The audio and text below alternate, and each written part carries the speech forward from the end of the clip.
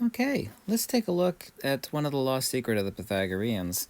A lot of people ascribe Plato's work specifically to Plato, but certain sections of Plato's Republic, the Timaeus and the Parmenides, most Neoplatonist and Platonic experts agree came from sources far, far prior to that of Plato. Logically, that's necessitated. It's also the case that some of the ancient Greek is not circa of the era of Plato, but is far, far older. This is why people have pulled their hair out trying to translate the Parmenides, for example. Let's actually take a line here, and specifically what we're talking about is Plato's Republic 509d to 511. And that is the divided line analogy of Plato. So we've got a line here. Plato tells us we need to divide this line unevenly. Whoops. Let's draw the line again. Okay, we're going to divide it unevenly. And each one of these sections, once again, need to be divided unevenly. And what we end up with are sections of phi, 1, 1, and 1 over phi, specifically 1.618, and of course 1 is 1, and 1 is 1, and 1 over phi is 0.618033, etc., etc. All of this in totality yields a phi cubed, or the expression that I have tattooed on my wrist, which is my discovery, 1 over phi to the power of negative 3. Right? So what's the importance of that? Well, let's take a look at the most sacred triangle of the Pythagoreans. Not my opinion, but an absolute fact. It's kind of hard to draw a line when you're working with a digital pencil here. Maybe we could clean that up just a little bit on the line. There we go. It's hard to freehand that on an iPad. Okay, here we have respectively 108, 36, and 36 degrees. And this is the sacred triangle of the Pythagorean. What's its importance? This is the only, and there are actually two triangles of the Pythagoreans. I'll actually show you the other one here in a second. We actually have here 1, 1, and here a base of phi. Now where comes 1 over phi? And if we actually subdivide this from apex to incommensurable point, and all of these are incommensurable points up here, is points incommensurable of the totality of the line. The incommensurability of this is this, and of course this specific triangle right here is also 108, 36, 36, and this is the other sacred Pythagorean triangle with apex over here and base here. Both of these are isosceles triangles. And here we have 1 over phi. So we have within this the divided line from 509d to 511 of Plato's Republic. What's the importance of this? Well, let's take a look at it a little further, because the Pythagoreans and the Neoplatonists were not into math. Well, sure they were. No, there's a huge difference between math and arithmetic.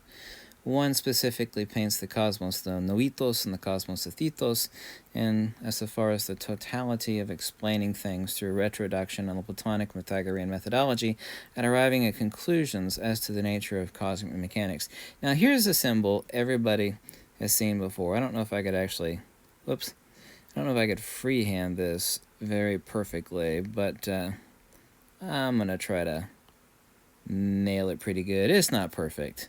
Now this is the pentagram. Of course, everybody's seen the pentagram before. Of course, I didn't draw this perfectly, but this is actually a tripartite triangle. It's composed of 3 triangles.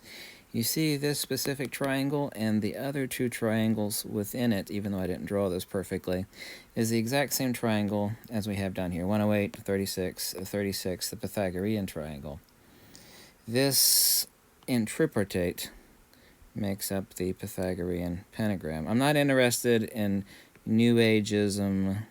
I despise the New Age movement, so please don't mention any of that stuff. I'm a hardcore Neoplatonic monist.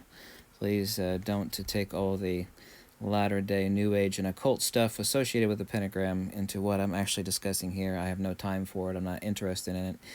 Something interestingly enough also, there's this neat little molecule which makes all life possible. And here we have the hydrogen atom. Here we have the oxygen atom. And here we go.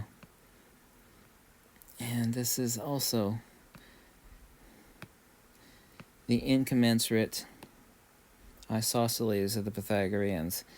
This is the only sacred triangle of the Pythagoreans. You can actually find this in a lot of Greek architecture and other places, but all of life necessitates this molecule, which is, and I'm not going to connect this since they shouldn't be connected, but the exact same thing we have below, right down here. And if you could look at Plato's Republic 509d to 511, like I said, we're going to draw that again. Take a line.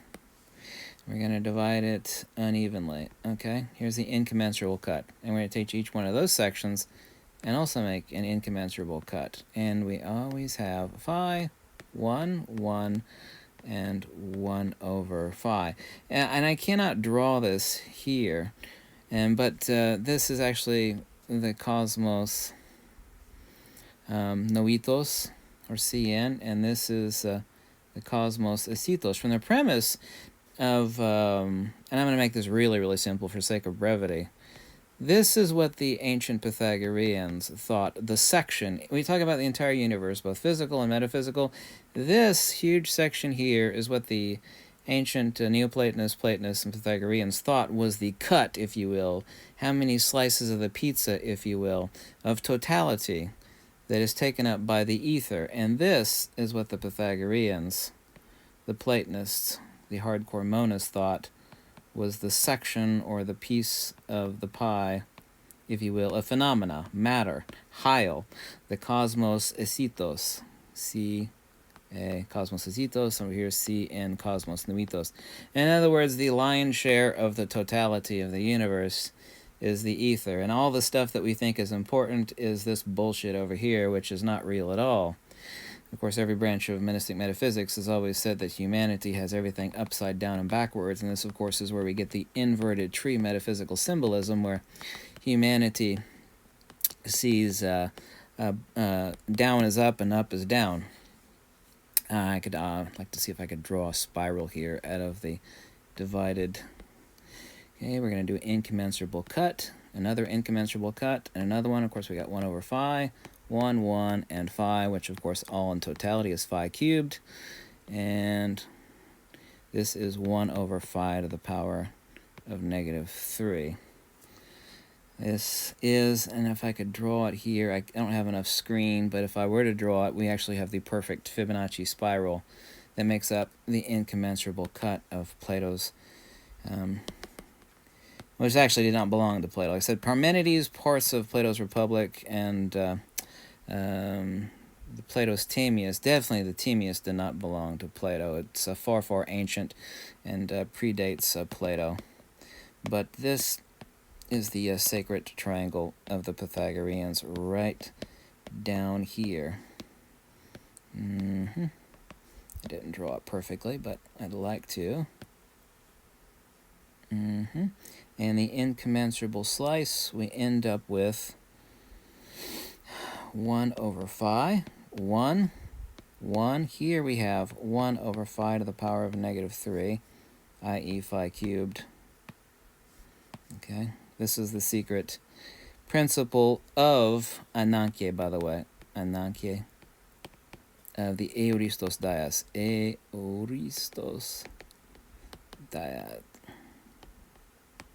Right here. This is the Euristos Dias, i.e. principle and attribute. There is no prima causa or original sin in monistic metaphysics. So right here at the apex we have 1 over phi to the power of negative 3. Here we have 1, 1. The incommensurable cut is 1 over phi, i.e. 0.618033, etc., etc. And down here we have phi. So in simplicity, it's kind of fun erasing stuff. Over here we have phi, we have 1, and we have 1, and we have 1 over phi to the power of negative 3. And we have, I don't know if I could draw this perfectly freehand with the correct angles. This is the Pythagorean, Platonic, and ancient triangle of the Platonists, which of course forms what everybody's seen and unfortunately is associated with the occult, blah, blah, blah, so on and so forth, but is not. It has to do with explaining Platonic monism, which is this symbol right here, which in its center right here is that same triangle, which is 1, 1, and phi, and 1 over phi to the power of negative 3. Thank you so much for watching. I hope you like this. This is uncovering one of many countless lost secrets of the Platonic universe. I hope you like this, and have a lovely week.